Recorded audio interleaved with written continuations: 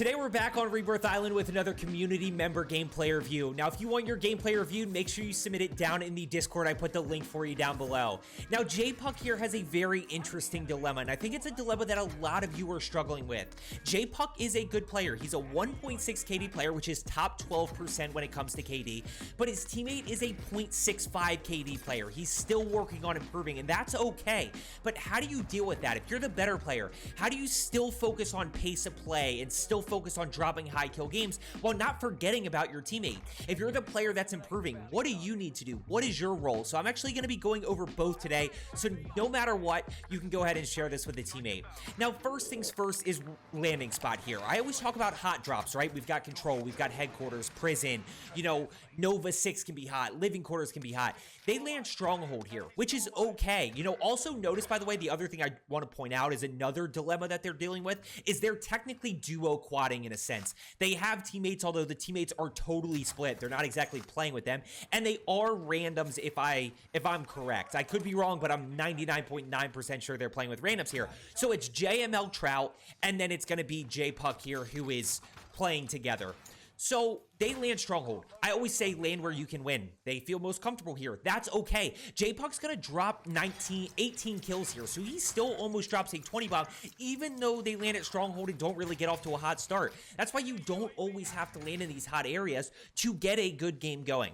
Now let's talk about your role. If you're a better player, kind of two main things that I want to focus on. The first is gonna be comms and command, and what I mean by that is you need to take command a little bit of your teammate. You need to tell them to come with you, and because a lot of times they're not totally sure what to do. So you need to tell them to get a UAV. You need to tell them to come with you to Living Quarters. As we see, we're going to rotate up this way, or he's going to rotate up this way and start to put himself in the action a little bit. So you got to have to command the action a little bit.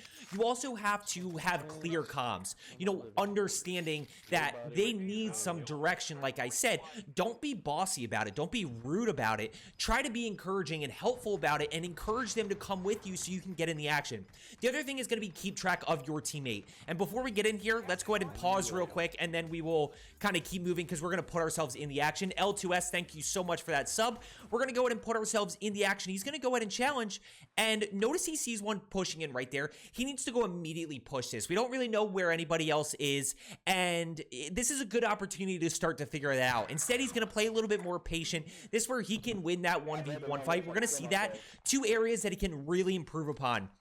Movement and awareness. He really struggles with movement, especially with slide canceling.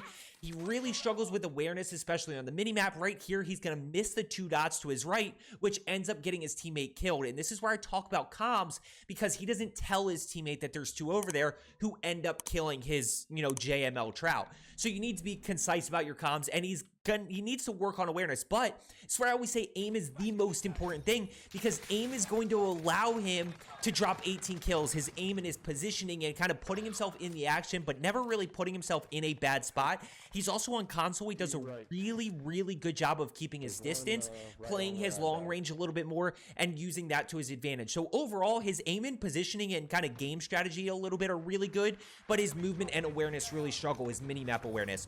So going back to what I was saying with kind of the better player, the second thing if you're a better player is going to be keeping track of where your teammate is. You want your teammate to be close enough. You want to be keeping track of your teammate a little bit. You don't want to just leave them out in the dust. You know, they're your friend. They're somebody you play with. So you don't want to just leave them unless you're on the same page about that. But you also want to keep track so that if they're getting shot, you kind of know where the action is. Good shots right there. He's able to get that down. So, you know, think of it in the sense of if they're getting shot at, then you know where some people are and you can go push that and kind of get in the action there. Now, if you are a player that's improving, you got to stick with your teammate. You know, I know it can be hard, especially when it comes to pace, when somebody's slide canceling, but somebody like J-Puck who's not slide canceling a whole lot, you should be able to stick with them. So right here, you know, they're going to put themselves in this control action a little bit, and J-Puck does a good job of actually calming to his teammate, hey, can you buy a loadout? And that's okay. Let's talk about buying stuff real quick.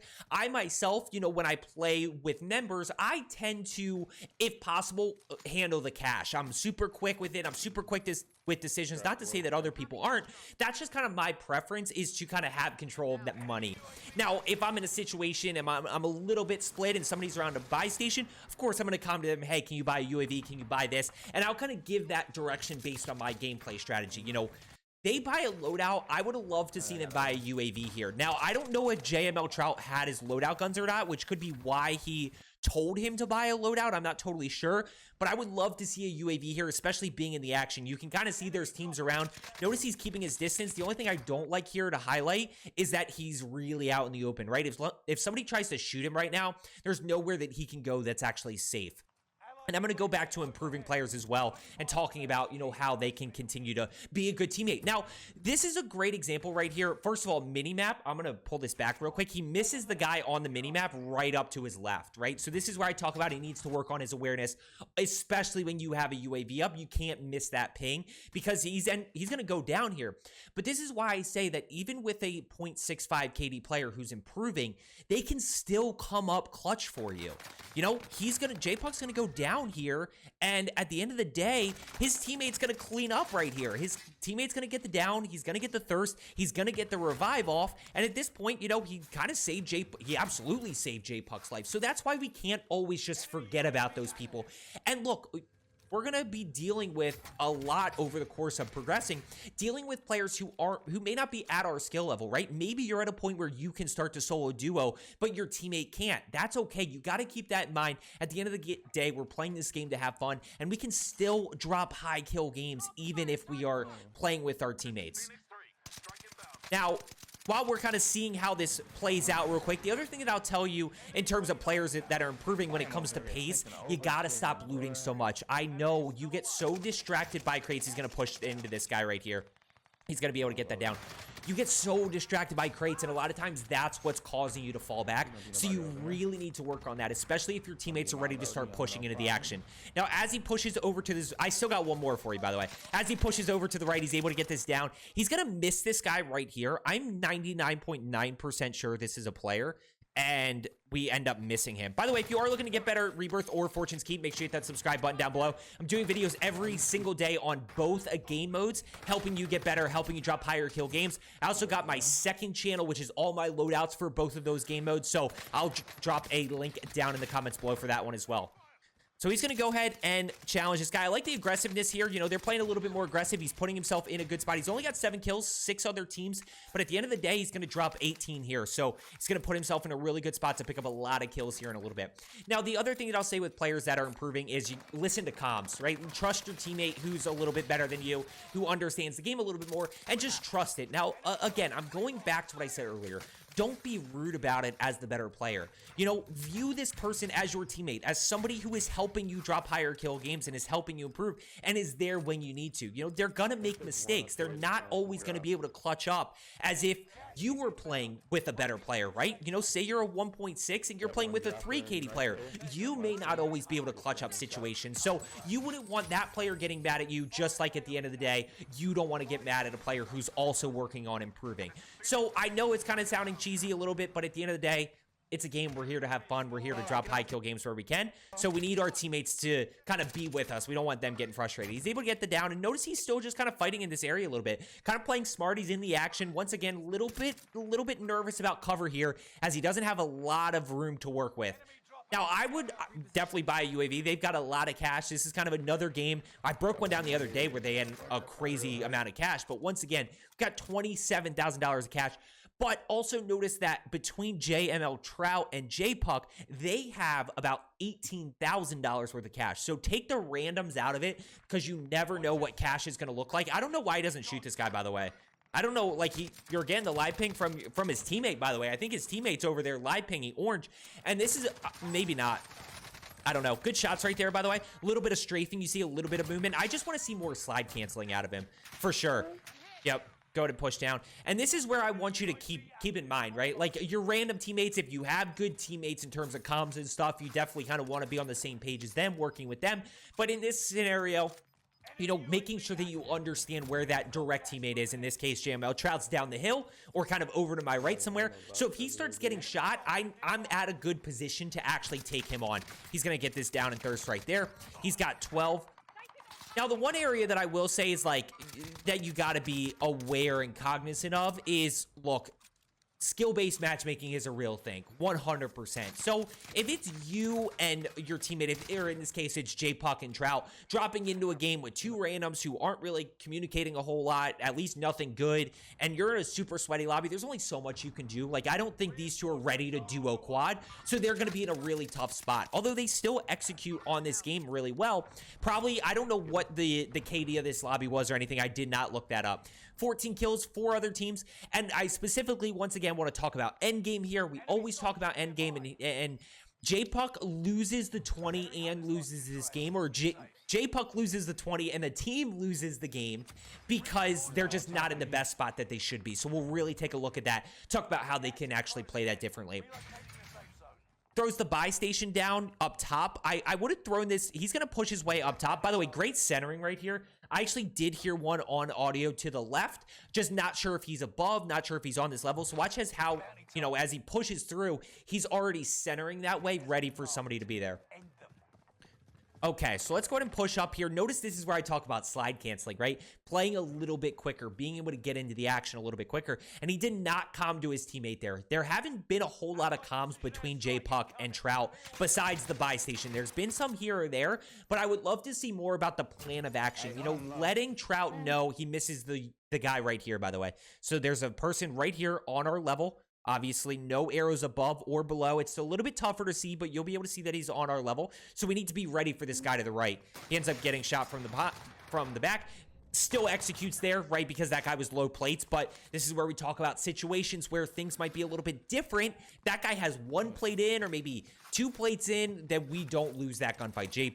Or we do lose that gunfight. J-Puck loses and goes down.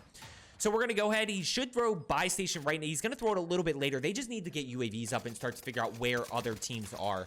They're kind of in a weird spot. They have a team up on water tower that's not going to move, and it's really tough to kind of rotate. Now, where's your power position? Where's your cover? I'd be really, really tempted to rotate this early and just hold this team out of zone. I'd be really tempted. Now, the other thing that I will say is when it comes to slide canceling, like I would have confidence to hit the buy station here, because of my ability to get in and get out quick, because of my slide canceling ability. Makes you a harder target to hit, allows you to move faster. They're still up top. You still see him up top, and he's got a nasty heady right there. J-Puck does a good job of getting out of that situation, right? Understanding he's not going to win that gunfight. He hits the stim. Let's talk about this positioning right here.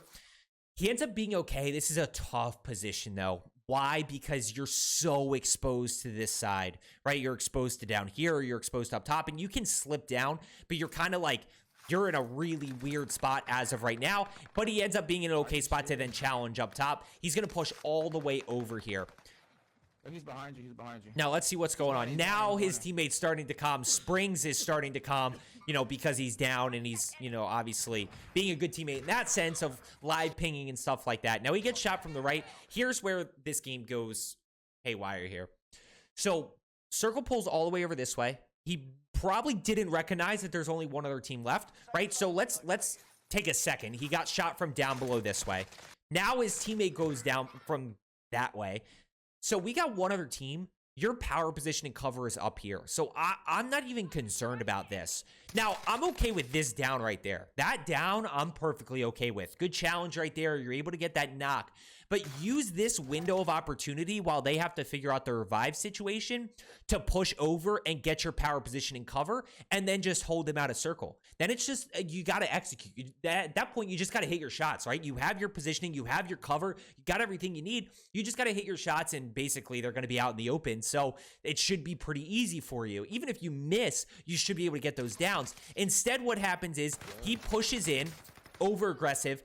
What I always say is don't fight gas and teams at the same time. This is exactly what's going to happen. This is exactly why he gets put in a bad spot, because he challenges this way. He's able to get the re-knock. He's able to get that down. He's able to get that kill. And I will say this is unfortunate. Like, he's probably still in an okay spot here. He's not in a great spot to live, but self-revive behind him. That guy doesn't really have any health. What ends up happening is he falls in the water, which is super, super, super unfortunate. Trout goes down. Last player goes down right here in a second. They finish second. He finishes with the 18 kills. So all he had to do was rotate early to get to his power position and cover. That's a 20 kill win easy. So I hope you found today's video helpful. As I always say, let's get better today, and I will see you tomorrow.